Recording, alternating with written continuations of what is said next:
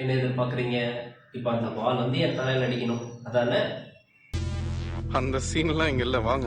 இந்த மாதிரி தலை மற்றும் கழுத்து பகுதியில் அடிபட்டு கழுத்து வலியாலையும் தலைவலியாலையும் பாதிக்கப்படுறவங்களை விட ரொம்ப நேரம் ஒரே பொசிஷன்ல உட்கார்ந்து இருந்தோ அல்லது படுத்திருந்தோ நின்றுட்டு இருந்தோ அதனால வரக்கூடிய கழுத்து வலி மற்றும் தலைவலி தான் அதிகமா இருக்கு சமீப காலங்கள்ல. இதுக்கான முக்கியமான காரணமா நான் எதை கருதுறேன் அப்படின்னு பாத்தீங்கன்னா மஸ்குலர் இம்பேலன்சஸ்.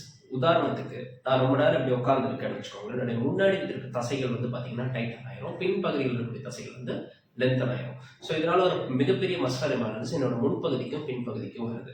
ஓகே, இதே இப்போ நான் படுத்துட்டு இருக்கேன்னு வச்சுக்கோங்களேன், ஒரு 2-3 தலைமை ஹைட்டா வச்சு படுத்துட்டு இருக்கேன் அப்படின்னா எனக்கு இந்த பகுதியில் இருக்க கழுத்து பகுதியில் இருக்க தசைகள் வந்து பாத்தீங்கன்னா ஷார்டன் ஆகும், இந்த சைடு இருக்கிறது லென்த்தன் ஆகும். ஸோ இதனால ஒரு மிகப்பெரிய மஸ்குலர் இம்பேலன்ஸ் ரொம்ப நேரத்துக்கு இருக்கு. இதே வந்து ரொம்ப நேரம் நிக்கிறீங்கனாலும் இப்படி ஒரு போர்ஷனாக தான் இருப்பீங்க. ஸோ இந்த மஸ்குலர் இம்பேலன்சஸ் தான் பெரும்பான்மையான வலிகளுக்கு காரணமாகவே இருக்கு. இதுக்கான தீர்வா நான் எதை கருதுறேன் அப்படின்னா அந்த மசில்ஸை ப்ராப்பராக ஆக்டிவேட் பண்ணி ப்ராப்பரான எக்ஸசைசஸ் கொடுத்தீங்கனாலே போதும். அண்ட் ப்ரோலாங்டா ஒரே பொசிஷன் அடாப்ட் பண்றதை தவிர்க்கணும். உங்களுக்குலாம் இதே இந்த மாதிரி ப்ராப்ளம் ஆல்ரெடி இருந்துச்சு அப்படின்னா கீழே எஸ்ன்னு கமெண்ட் பண்ணுங்க.